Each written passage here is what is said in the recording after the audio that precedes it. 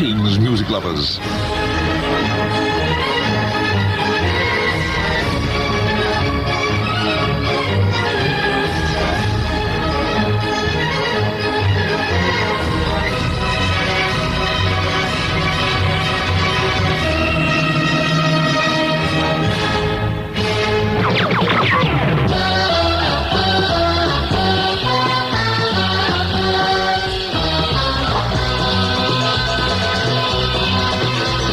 Well, we wait no longer for the man.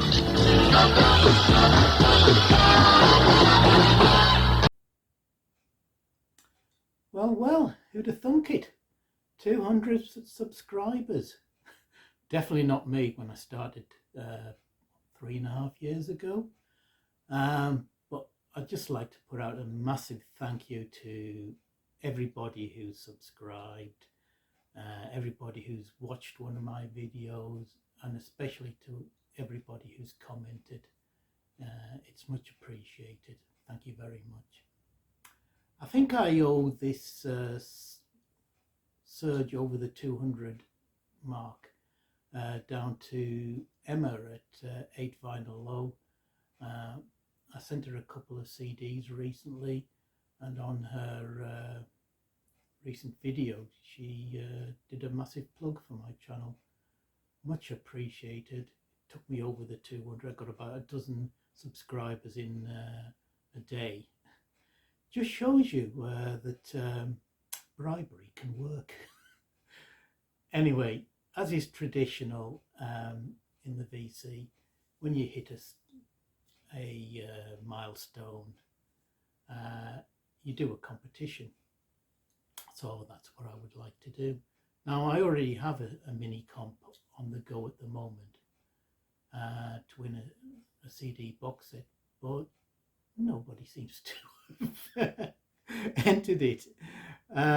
So hopefully this will be a bit more successful. Right, let's get on with it. The sort of usual rules apply. It's for subscribers. Don't worry, you can subscribe, do the competition, unsubscribe, doesn't matter. I'll give it about a month, say to mid-March to run. What I'd like you to do is to record a video and then put the link in the comments below so I know that you've done one. And when the month's up, I'll draw out the winner or winners. I think I might do 3 winners, if I get that many entries. And I think the prize will be Amazon gift vouchers. I think that might be the easiest way. So right, let's get down to what I'd like you to show in your video. I'm going to call this competition Laying the Foundations, I think. And what I'd like you to do is to show 9 albums that basically are the foundation stones of your collection, of your taste in music. So not necessarily the 9 favorite albums, but the 9 albums that probably got you started with a certain genre or style of music, and so in that way laid the foundations for what came later. So 9 albums, and at the end I'd like you also to name a person or a book or a magazine or even a venue that was important in developing your tastes in music. So let's go ahead with my entry for my own competition, if you like. And let's go back to the start. This is where it all started for me. Back in about 1973, I was 15. So I had no real interest in music until I heard this group on the radio, and that's the Magnificent Focus, the Dutch prog group. They had 2 big hits in the UK with Sylvia and Hocus Pocus. So it might have been 1972 when I heard this because this is their second album, Moving Waves. Brilliant album. It has the great Tish Van Leer and the magnificent guitarist Jan Akkerman. So that's where it all started with me. This is the album that featured the single Hocus Pocus and the magnificent Sidelong Eruption.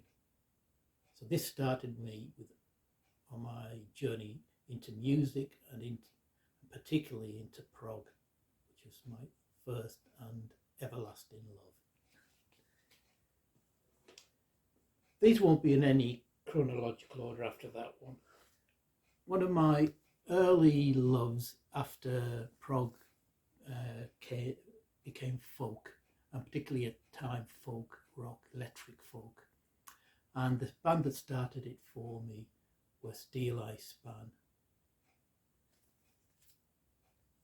This is their, I think, 1973 album, Parcel of Rogues.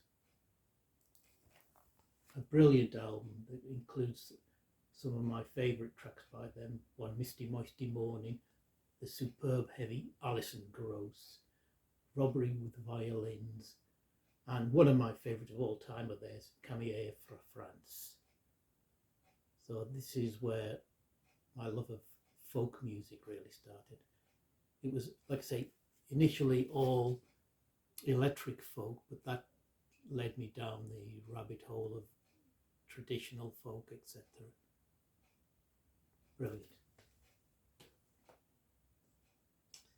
Next up is my introduction to jazz, or more properly jazz fusion, jazz rock, and that came with Soft Machine's 7th album.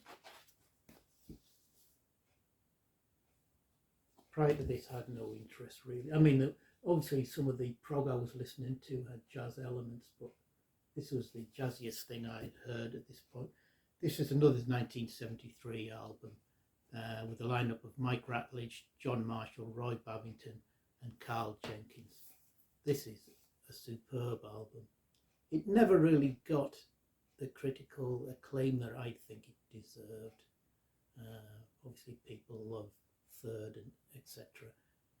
But this is still one of my favourite. It then took me quite a while to get into jazz proper, if you like, acoustic jazz.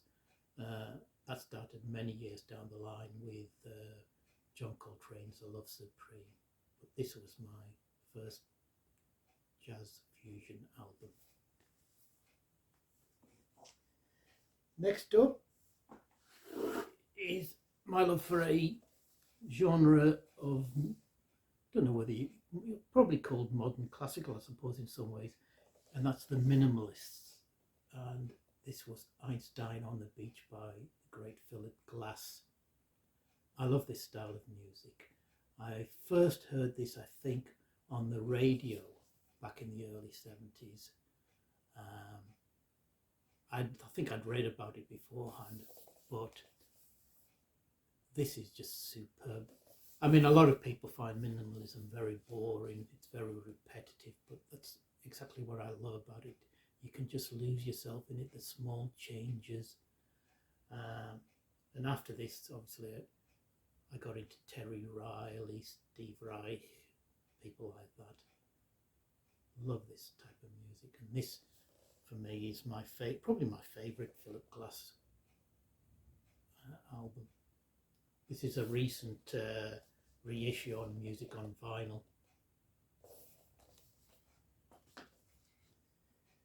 Now, if you've seen any of my videos, you'll know I'm a massive West Coast music, American West Coast music fan, and particularly a fan of the Grateful Dead. And this was my first Dead album. I've mentioned this one before. This is Steal Your Face with an iconic cover. I'd heard obviously the Dead, I think, on the radio with stuff like Casey Jones and Trucking. But this was the first album I ever bought by them. This is panned by their fans. They don't like this album. This is a live album from the 1974 tour. but I adore this album. There's some superb versions of their songs, like the version of Stellar Blue on here is incredible. And it came with this free album for Deadheads, which was like a sampler for their own label, Round Records. It had Kingfish, Diga Rhythm Band, Keith and Donna, Old and in the Way, Good Old Boys. So that was a bonus, but I'd be rich now if I hadn't got into this band. I've got so much by them, but love it. Next up, you'll also know that I'm a massive fan of the German krautrock scene. And this was my introduction to that scene, but also my introduction to another of my favourite genres, that's electronic music. I've shown this obviously before. This is Tangerine Dream with their album Phaedra. An absolutely superb album. Still my probably my favourite electronic music album still. Absolutely superb. Then went on to obviously listen to people like Klaus Schulze, etc. But this is where it all started. Another totally different genre that I got into is country rock. And what started it for me was this album, Sweetheart of the Rodeo by the Byrds. Excellent stuff with songs like Dylan's You Ain't Going Nowhere and Nothing Was Delivered. You've got Hickory Wind, Pretty Boy Floyd, etc. This is when Graham Parsons was in the band. This is a twofer with what is my actual favourite Byrds album, Notorious Byrd Brothers. But now, obviously from there it was New Riders, Flying Burrito Brothers, dozens of other bands. But love this Sweetheart of the Rodeo. Next up, and last I think, this is where it started with me for what you might call, no, it's heavy rock, hard rock. Wouldn't call it metal, but this is the great Deep Purple and their album In Rock. Unfortunately, this is, like a few of my albums, is a reissue. I purged some of my favourite albums when I got into CDs, unfortunately, so I've had to buy these back. Like I say, this is where it started with that heavy rock, followed very quickly by bands like Uriah Heep and then Sabbath. But I left this one to last because this is the actual keystone of my collection. I've spoken about this on, I think, on the competition entry I did for Rob's subscriber competition. So I won't say much else about it, except I can still remember the very first time I played this album and the effect it had on me. This, like I say, is the keystone around which everything else revolves for me in music. This is like the most perfect album ever done, in my opinion. I absolutely adore it. Yes, as close to the edge. So that's the 9th one.